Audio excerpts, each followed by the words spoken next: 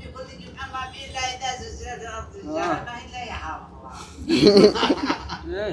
والله مهلك عليه. والسماء والطارق نسيت أنا تحفظ طارق لما كنت أقرأ.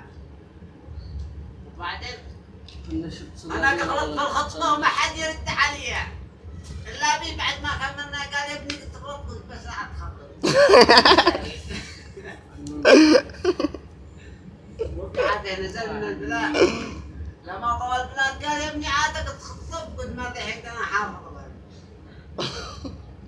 أو أقول له هي عندي الحديث أيام ياسر الحواضر عندما دخل الحواضر بعدين قال معي واحدة عن الصلاة كلها خطبة ما اديها إلا هي واصل كل جمعين ولا واحد ظهر إلا واحد منهم قال يا أخي ما مشي عاد شي خطبة ثانية قلت والله ما قحضر لا قلت دي محضرة ما خطبة.